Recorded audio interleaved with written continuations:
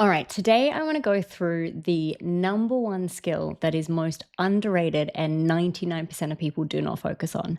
And it is a skill that I am so sure improves your impact within an organization.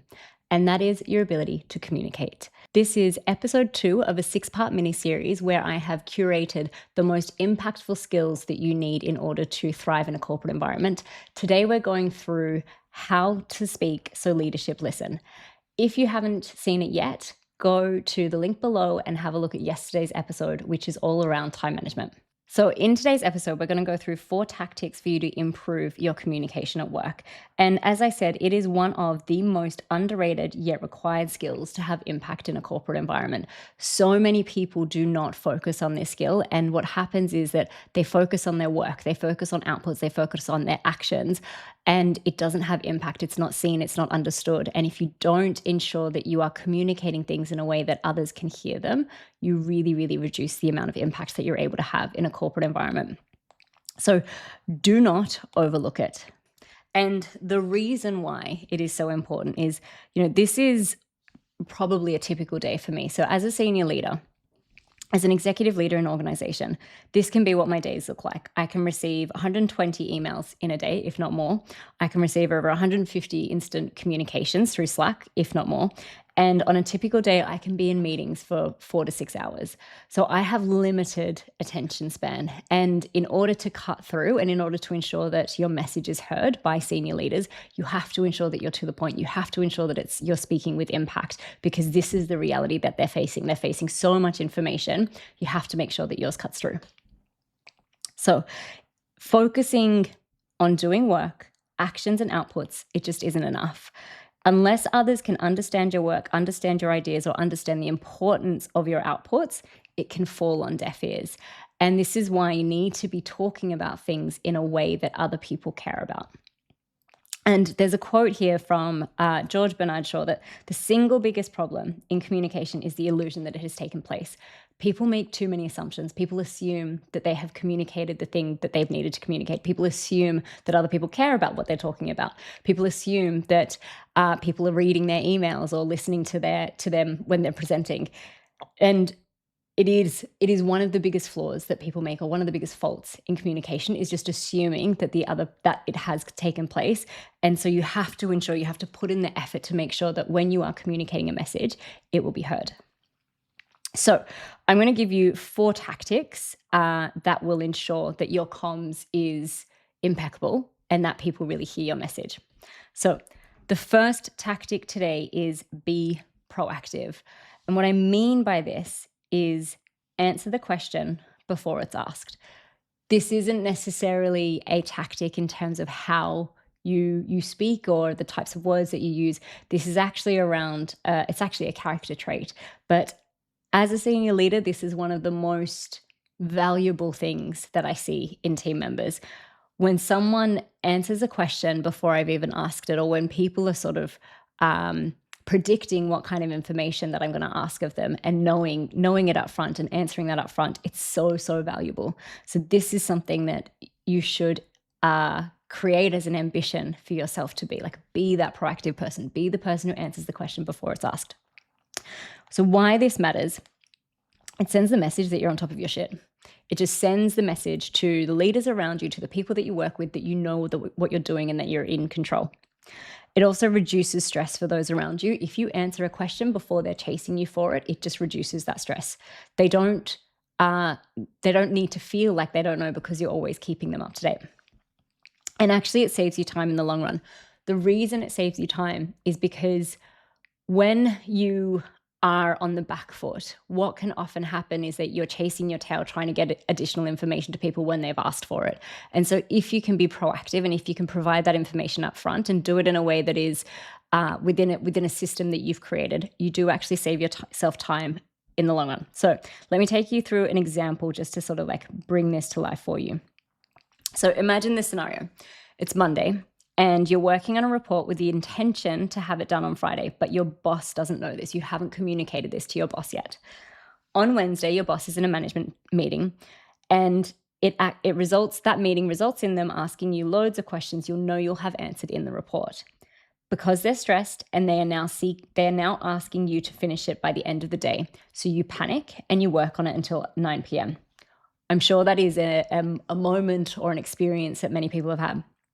Versus it's Monday and you're working on a report with the intention to have it done on Friday. You send your boss an email letting them know that it will be done then, saying, hey, just so you know, I'm working on this. It will be in your inbox on Friday.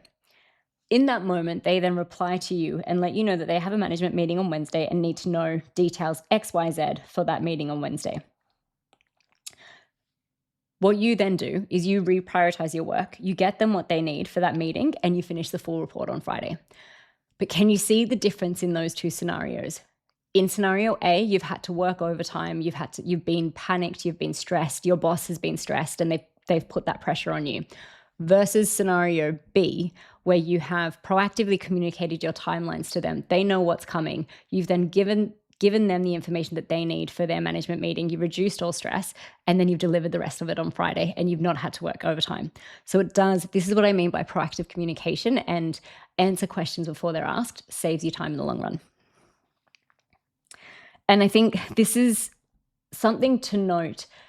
Like yes, people's stress can be driven by different things, and we do all respond and react in different ways to different stimulus. But I know that for my past leaders, but also for myself, leaders can get stressed when they need to chase for answers that they feel that they should have.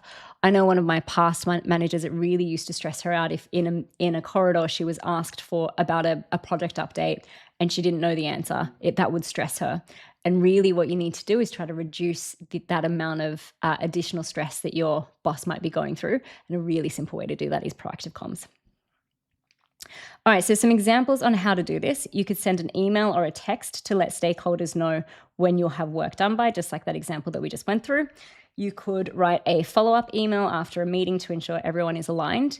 You could send your boss a text or a Slack, like a quick form of communication about important results the moment you receive them. So if there's a campaign in market, if there is a product launch, whatever, and you've got quick results, just send them a text so they're up to date. You could send an email ahead of a one-on-one to provide an overview of what you want to talk about. That shows discipline. It shows that you're planned. It shows that you're thinking about how you're best going to use their time.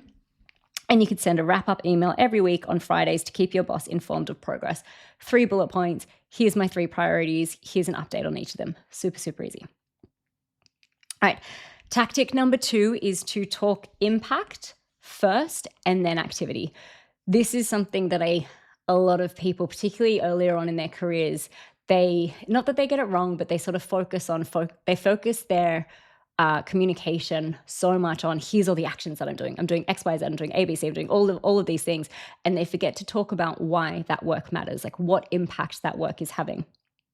And so the framework that I always encourage people to use is to talk impact first and then activity. So impact is the why.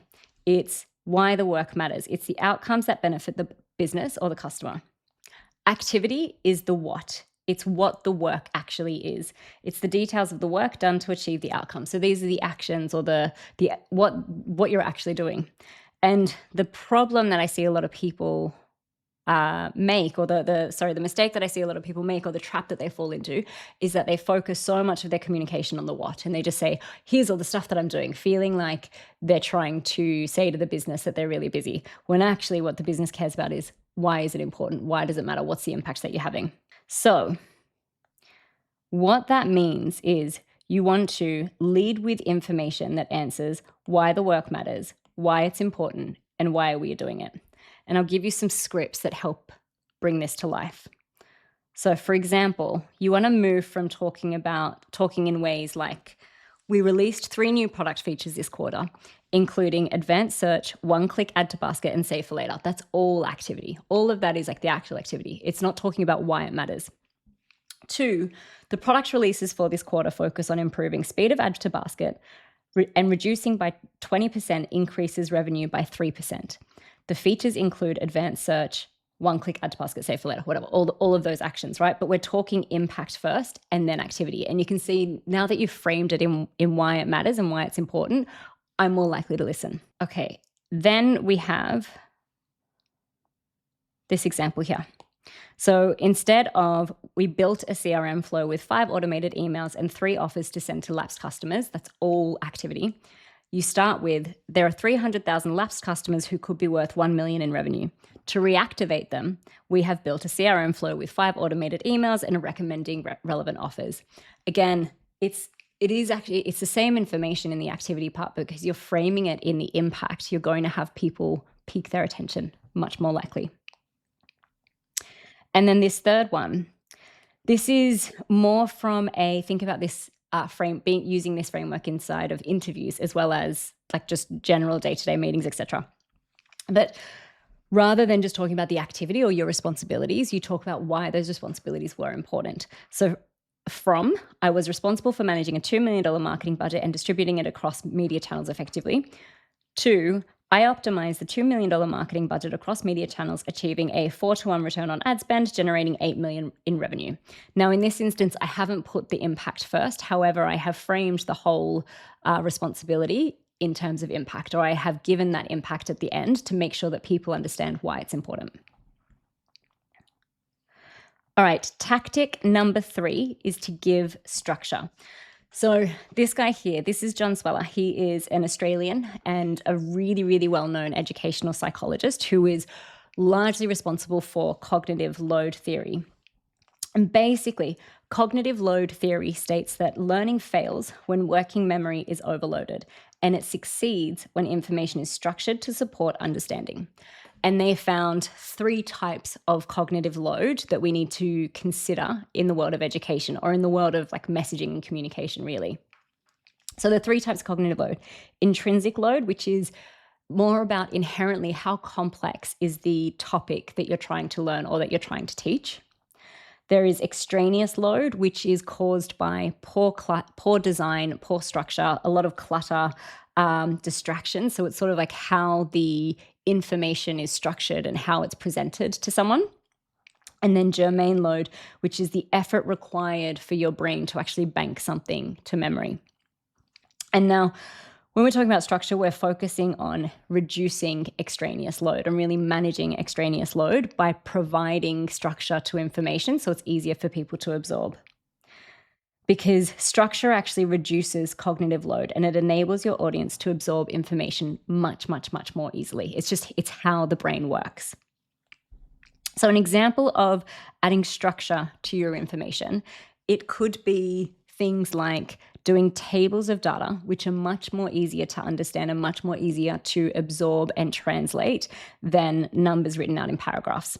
It could be chunking information into categories. So an example of this is tactics to improve your comms. It could be using headings and subheadings in different formats or in different text. So in this example, I've used bold, but you would also increase the size of that font or underline it, make it a different color. And the final example of a structure, which I'll go into, is the 3-tell rule. And this is something that I recommend teams to use when they're presenting information. So when they're doing actual presentations in meetings, or whether it's a presentation to leadership, for instance. So the 3-tell structure goes like this. 1, tell them what you're going to tell them. 2, tell them, so give them the details. And then 3, remind them. So remind them with a so what. So tell them what you're going to tell them. It's like up front, just give them a bit of an overview. We're going to go through XYZ today. Then go through XYZ. And then at the end, wrap up your main key points from XYZ. And this structure, it helps people navigate the information that you're about to give them. So an example here. Today I'm going to cover 3 things: how the campaign performed, what worked, what didn't, and what we'll do differently next time. Say this is for a marketing update. Then you'd go through the content. So we're going to go through campaign performance. We're going to then go through what worked and what didn't. And we're going to go through what we'll do differently.